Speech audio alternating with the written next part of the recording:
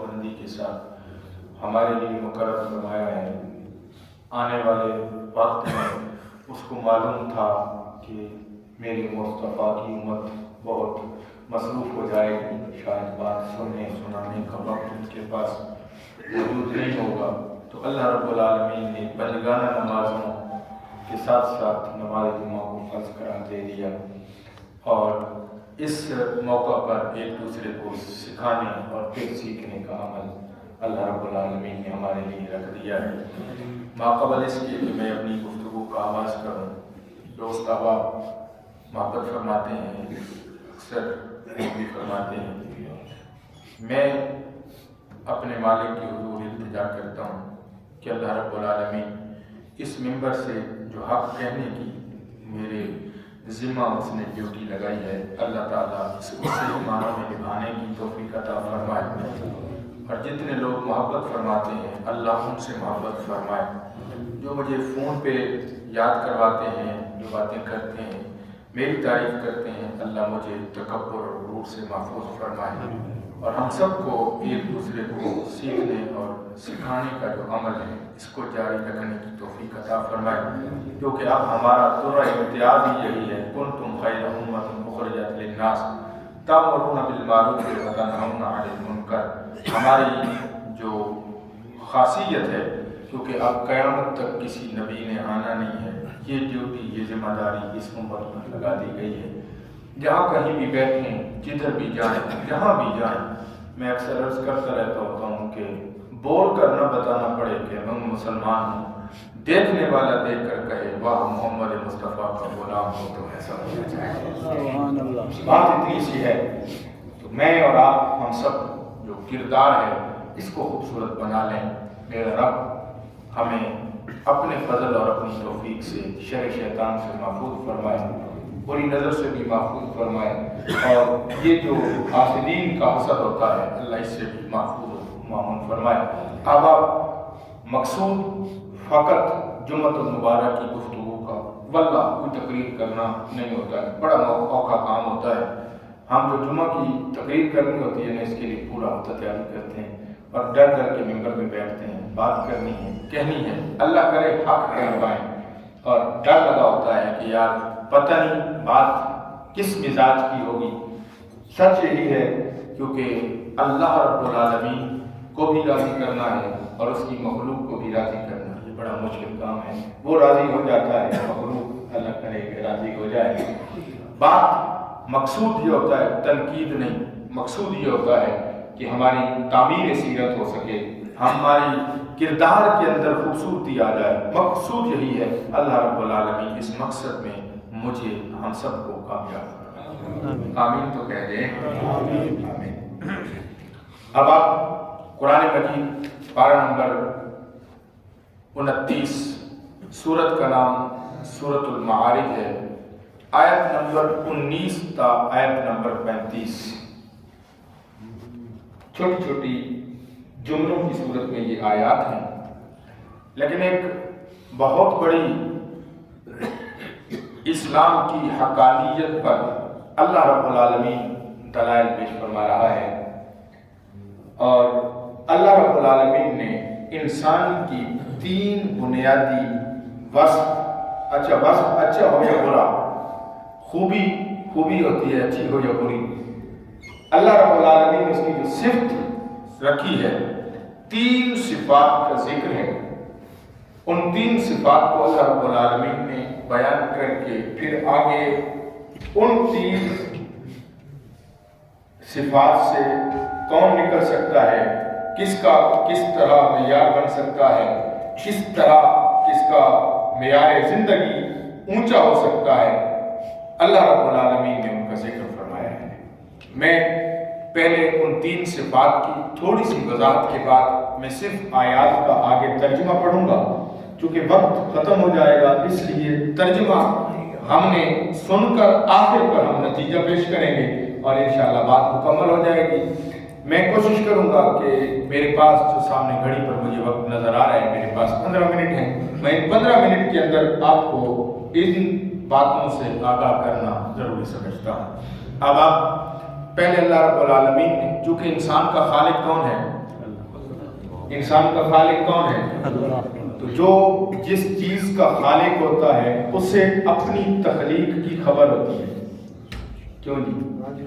اسے اپنی تخلیق کی خبر ہوتی ہے. جس نے یہ ڈائس بنایا ہے اسے پتا ہے اس میں کون سی خامی رہ گئی ہے، اس کے اندر کون سی خوبی ہے. اس نے اوپر پالش کر دی ہے، ہمیں کہا کہ یہ کیکر کی لکڑی ہے، پتہ نہیں یہ کس چیز کی لکڑی تھی. یہ شیشم لگایا اس نے، بیر کی لکڑی لگائی ہے اس نے، سفیدے کی لکڑی لگائی ہے اس نے. اس کی خبر کس کو ہے؟ بنانے والے کو ہے. اوپر تو پالش ہو گیا ہے، اس کی خبر ہمیں نہیں ہے. تو اللہ انسان کا خالق ہے. تو خالق اپنی مخلوق کے بارے میں ارشاد کر رہا ہے. توجہ میری طرف رکھیں گے تو بات سمجھ آئے گی. فرمایا ان الانسان خلق ہلوعا. اللہ رب العالمین نے ارشاد فرمایا بے شک انسان پیدا کیا گیا ہے ہلوعا، لالچی. انسان پیدا کیا گیا ہے لالچی. اس کے اندر لالچ کوٹ کوٹ کر بھرا گیا ہے، یعنی اس کے خمیر میں یہ بات رکھی گئی ہے، فطرت میں یہ بات رکھ دی گئی ہے کہ وہ ہلوعا. اس کی وضاحت اگر ہو سکی تو میں انشاءاللہ ضرور کروں گا. وَإِذَا مَسَّهُ الشَّرُّ جَزُوعًا. دوسری اس کے اندر اس کی صفت کیا ہے؟ فرمایا جب اسے تکلیف پہنچے تو وہ گھبرا جانے والا ہے. یہ بھی اللہ نے انسان کے اندر رکھی ہے. تیسری وَإِذَا مَسَّهُ الْخَيْرُ مَنُوعًا. اور جب آ جائے اس کے پاس منصب، مرتبہ، مقام، مال و دولت، عروج اللہ دے دے تو وہ اپنی اوقات کو بھول جاتا ہے. منوعاً وہ بخیل ہو جاتا ہے. وہ بخیل ہو جاتا ہے. منوعاً بخیل ہو جاتا ہے. اب آپ اسی وقت میں ان تینوں جو لفظ استعمال ہوئے ہیں، ایک لفظ ہلوعاً استعمال ہوا ہے، ایک جزوعاً استعمال ہوا ہے، اور تیسرے لفظ نام موقع پر منوعاً استعمال ہوا ہے. تین لفظ اللہ رب العالمین نے انسان کی تخلیق کے بارے میں ارشاد فرمایا. پہلے ان مشکل الفاظ کے تھوڑے سے معانی پر غور کر لیتے ہیں، پھر اس کے بعد انشاءاللہ العزیز یہ وضاحت میں جائیں گے. پہلا لفظ ہے غلوعاً. فرمایا لالچی. اور علامہ ثناء اللہ پانی پتی نے تفسیر بصری میں اور علامہ ابن کثیر نے، علامہ ابن اسیر نے، ان دونوں نے اپنی اپنی تفاسیر کے اندر، اور حضرت عبداللہ ابن عباس رضی اللہ تعالیٰ عنہ نے اپنی تفسیر کے اندر اس کا جو معنی بیان کیا ہے، انہوں نے بھی حضرت عبداللہ ابن عباس سے یہ معنی لیا ہے. کہتے ہیں ایسا شخص جو حلال و حرام کی تمیز بھول جائے اس کو عربی کے اندر ہلوعاً کہتے ہیں. جس کے اندر حلال کی تمیز نہ رہے، حرام کی تمیز نہ رہے، حلال اور حرام کو آپس میں مکس کر لے، آپس میں ملا لے، وہ نہ حرام سے بچے نہ حلال کے بارے میں سوچے، اس کو عربی کے اندر ہلوعاً کہتے ہیں. اور دوسرے جو لفظ ہے وہ اللہ رب العالمین نے جزوعاً استعمال فرمایا ہے. اور جزوعاً کے بارے میں بھی مفسرین کرام نے لکھا ہے ایسا شخص کہ جب اس پر کوئی مشکل آ جائے، حالات سے گھبرا کر، دل برداشتہ ہو کر، مایوس ہو کر بیٹھ جائے، اس کو جزوعاً کہتے ہیں. اس لیے اس کو معنی لکھا ہے گھبرا جانے والا. اور تیسرا جو لفظ ہے منوعاً، فرمایا ایسا شخص کہ جب اس کے پاس مال و دولت کا انبار ہو جائے، جب اس کے پاس کثرت مال ہو جائے یا اس کا منصب بڑھ جائے، وہ تنگ دل ہو جائے، اس کو منوعاً کہتے ہیں. اب آپ اسی وقت اسلام کتنا خوبصورت مذہب ہے، کتنا خوبصورت دین ہے.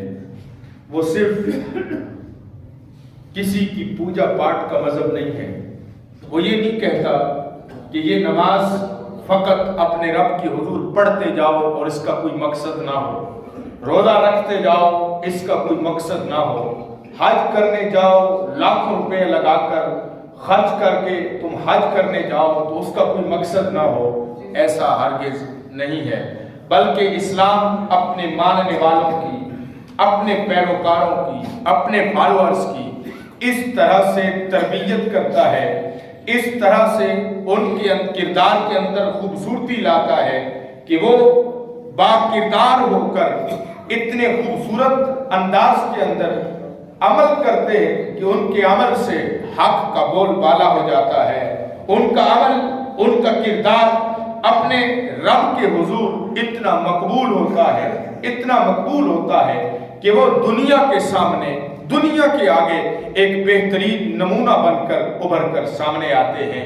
ان کو زمانے کا، ان کے گزر جانے کے بعد، ان کی صدیاں گزر جانے کے بعد بھی ان کا ذکر لوگوں کے دل و دماغ کے اندر موجود رہتا ہے، موقوف نہیں ہوتا ہے۔ وجہ کیا ہے؟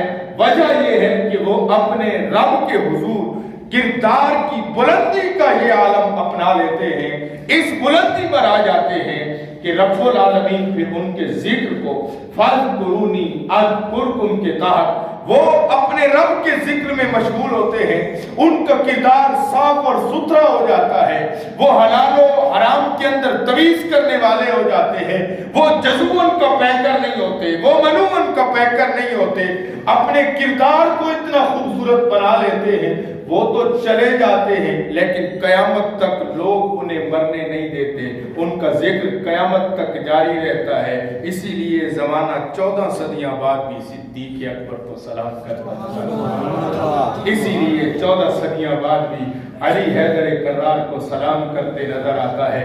حیدر کرار کی بات تو الگ بات ہے، صدیق اکبر کی بات تو بہت آگے کی بات ہے۔ اس زمانے کے اندر اگر کسی نے چھوٹا سا کام بھی کیا ہے، کچھ بھی اپنی عبادات کی ہیں، وہ محبت رسول کے اندر سرشار ہوا ہے، لوگ آج بھی اسے شیخ عبد القادر جیلانی کے نام سے یاد رکھتے ہیں۔ بات کیا ہے؟ آج بھی ان کا نام باقی ہے، اس نام باقی ہونے کی وجہ نہ ان کا سرمایہ تھا، نہ ان کی دولت تھی، نہ ان کا منصب تھا، نہ ان کا جو ہے وہ جاہ و جلال تھا، بلکہ ان کے باقی رہنے کی وجہ اپنے رب کی یاد تھی۔ جو اپنے رب کا محبوب ہو جاتا ہے، رب اسے مخلوق خدا کا محبوب بنا دیتا ہے۔ تو اب یہ 3 خاصیتیں جو بیان فرمائی ہیں، ان الانسان خلق ہلوعا اذا مسہ الشر جزوعا واذا مسہ الخیر منوعا۔ 3 صفات بیان کرنے کے بعد احباب اللہ رب العالمین دوبارہ بیان کر دیتا ہوں، کئی نئے لوگ شامل ہو گئے ہیں۔ پہلے فرمایا انسان کو لالچی پیدا کیا گیا، لالچ کی انتہا یہ ہے کہ وہ حرام اور حلال کی تمیز بھول جاتا ہے۔ حقیقت یہی ہے، جب وقت آتا ہے نہ رشوت لینے سے ڈرتا ہے، نہ سود کھانے سے ڈرتا ہے، حالانکہ اسے معلوم ہے کہ سود حرام ہے، اللہ کے ساتھ اعلان جنگ ہے، الراشی والمرتشی کلاہما فی النار، رشوت لینے والا دینے والا دونوں جہنمی ہیں۔ یہ دونوں کو اللہ رب العالمین نے جہنم کا ایندھن قرار دیا ہے، اس کے باوجود وہ رشوت کھانے پر تلا رہتا ہے، بڑے بڑے منصب پر پہنچ کر بھی اس کا لالچ نہیں بھرتا ہے، یہ پیٹ کا دوزخ نہیں بھرتا ہے، وہ بڑے منصب پر بیٹھ کر بھی قبروں کے پیسے کھا جاتا ہے، وہ بڑے منصب پر بیٹھ کر بھی ایک چھوٹے سے مزدور کے پاس، جس کے پاس دن کے لیے کھانا نہیں ہوتا ہے لیکن وہ اپنا کام کروانے چلا جائے تو وہ اتنا لالچی اور اندھا ہو گیا ہے کہ اس مزدور سے بھی وہ رشوت لینے سے باز نہیں آتا ہے، حالانکہ اس کی 3-4 لاکھ تنخواہ ہے، اگر وہ چاہے تو کئی غریب گھرانے چلا سکتا تھا لیکن وہ اس غریب کو لوٹنے پر تلا ہوا ہے۔ اس لیے رب نے فرمایا خلق ہلوعا، پہلی بات فرمائی ہم نے اسے لالچی پیدا کیا ہے، اور دوسری فرمایا اذا مسہ الشر جزوعا، فرمایا جب اس پر حالات کی تنگی آ جائے، جب اس پر حالات مشکل آ جائے، جب اس کے اوپر دولت کی تنگی آ جائے، رزق کی کمی آ جائے، کوئی بیماری آ جائے، کوئی دکھ آ جائے، معذور ہو جائے، وہی شخص جو اپنے منصب پر، اپنے عظمت و جلال کی وجہ سے لوگوں کو حقیر سمجھتا تھا، ایک لمحے میں وہ گھبرا جاتا ہے، پریشان ہو جاتا ہے، اس کے پاس منصب جو اس کو ہم نے دیا تھا اس کو بھول جاتا ہے، اپنے رب کو بھی بھول جاتا ہے۔ اور پھر فرمایا اگر ہم اسی شخص کو پھر اٹھا کر اوپر کر دیں، وَإِذَا مَسَّهُ الْخَيْرُ مَنُوعًا، جب اسے خیر مل جائے، جب اسے دولت مل جائے، وہی منصب مل جائے، پھر وہ تنگ دل ہو جاتا ہے۔ لیکن فرمایا إِلَّا الْمُصَلِّينَ۔ اب میں عرض کر رہا ہوں اسلام کتنا خوبصورت مذہب ہے۔ فرمایا یہ تینوں صفتیں انسان کے اندر ہیں۔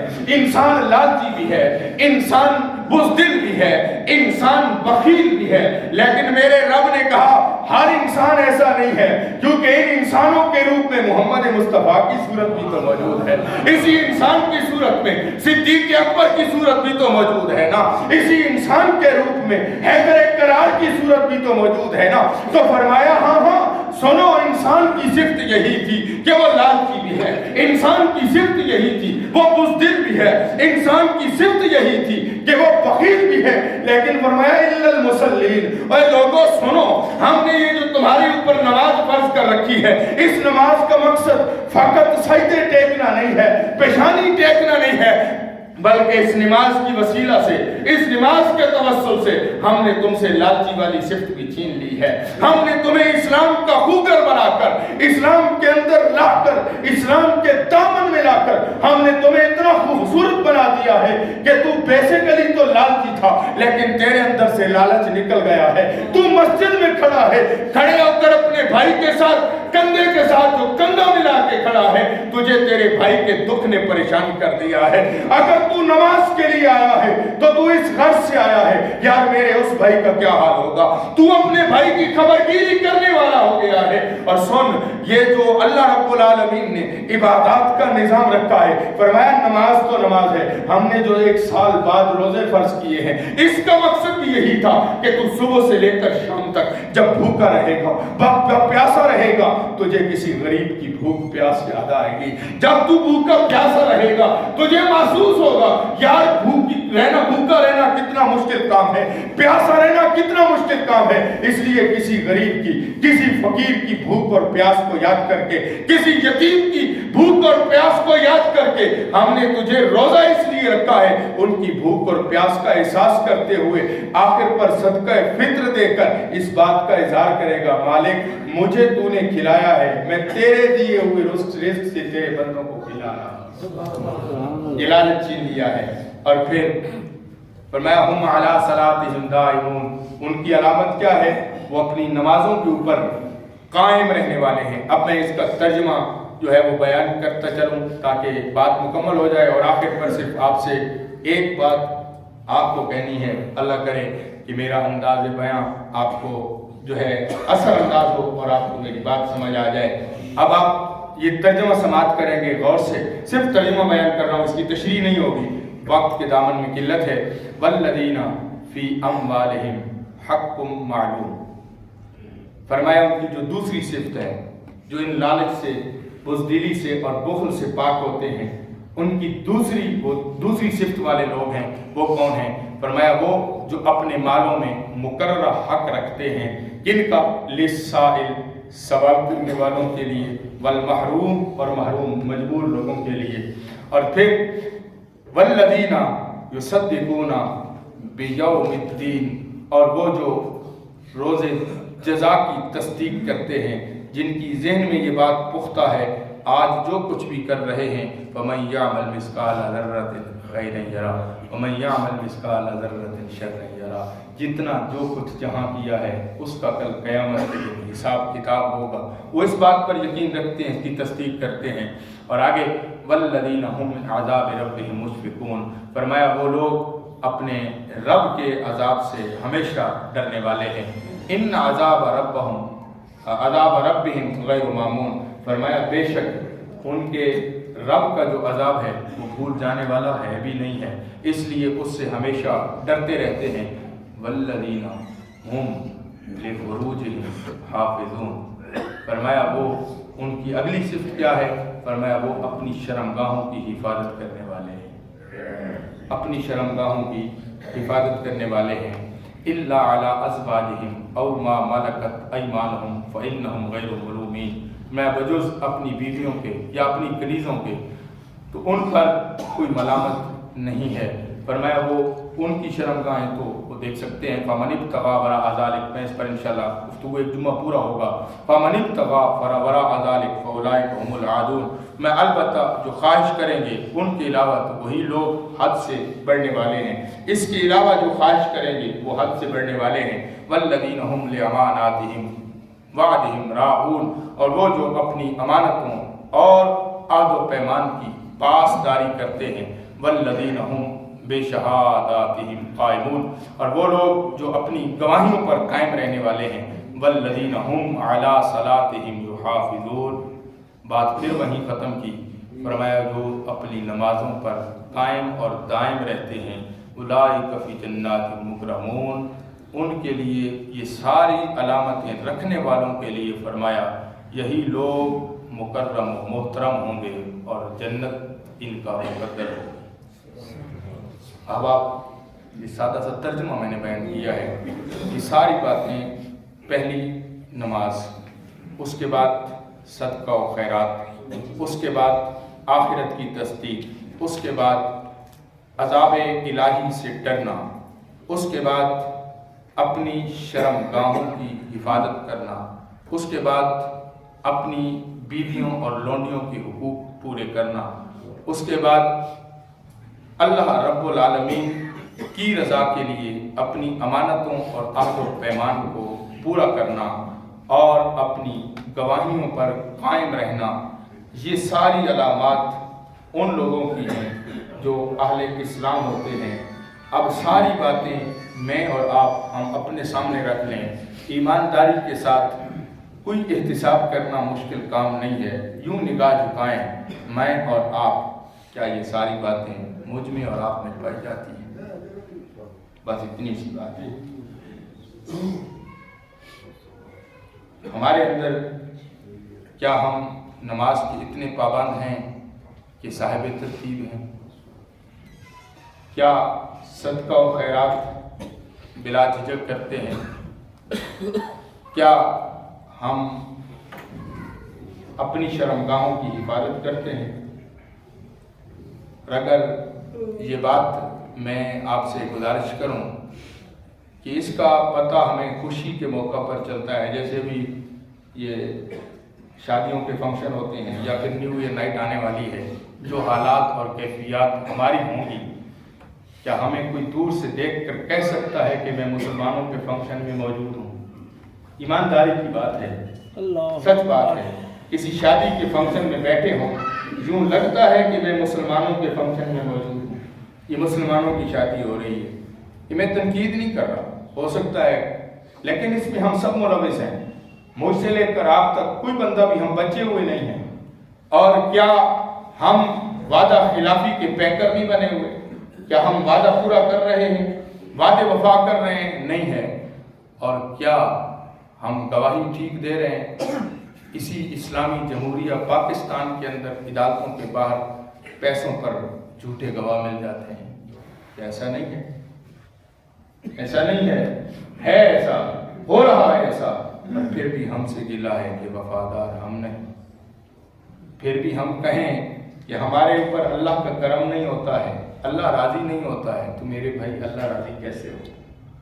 ہم نے تو اللہ کو راضی کرنے والے کام نہیں کیے، ہم لالچ میں اندھے ہو گئے، اور اتنے اندھے ہوئے کہ ہم جھوٹی گواہی دینے پر تل گئے، اتنے اندھے ہوئے کہ ہم نے اپنی عورت کے اوپر کپڑا نہ ڈھانپ سکے، ہم اپنی آنکھوں کی حفاظت نہ کر سکے، اپنے دل کو تو اپنے قابو میں کر نہ سکے، ہم اتنے بزدل ہوئے کہ ہم ایٹمی قوت ہونے کے باوجود فلسطین ہمارے قبضے سے نکل گیا، کشمیر ہمارے قبضے میں نہیں ہے، افغانی بھائی وہاں ذلیل و رسوا ہو رہے ہیں، ایٹمی قوت ہونے کا کیا فائدہ کہ قبلہ اول غیروں کے قبضہ میں ہو، عافیہ صدیقی جیسی مجاہد عورت غیروں کے جنگل میں قید ہو، اور ہم کہیں کہ ہم دلیر ہیں، پھر کائے کے دلیر ہیں۔ بزدلی کا تو عالم یہ ہے کہ ہمارے بارڈر پر انڈیا رات کے حملہ کرتے اور ہمیں خبر تک نہ ہو، اور ہم ڈر کے مارے مذمتی بیان نہ دے سکیں، تو بات تو پھر سمجھ آتی ہے۔ ایک وقت وہ تھا ہزاروں کا لشکر سامنے ہو، 313 کا لشکر سامنے کھڑا ہو، تلواریں بھی ٹوٹ جائیں اور پھر بھی ادھر سے ادھر نہ ہو، اور پھر कमाल का बात यह है कि हैरान कुन बात यह है कि वो 313 बगैर तलवारों के हजारों से टकरा कर जीत जाए। वो 72 का काफिला करबला की सरजमीन पर यजीदी लश्कर को तख्त ताराज कर दे, लेकिन आज इतने मुसलमान होने के बावजूद, इतनी अफरादी कुव्वत होने के बावजूद भी कुछ कर न सकें, तो फिर बात समझ आ रही है। मेरे भाइयों, हम सब इस बात के जिम्मेदार हैं। ये याद रखिएगा, ये हुकूमतों का कसूर नहीं है, ना ये हुकूमतों की बात है, बात हमारी अपनी है। आमालोना उम्मालोना, हमारे आमाल ही हमारे हुक्मरान होते हैं। पहले हमें अपना किरदार दुरुस्त करना होगा। अल्लाह ताला अमल की तौफीक अता फरमाए।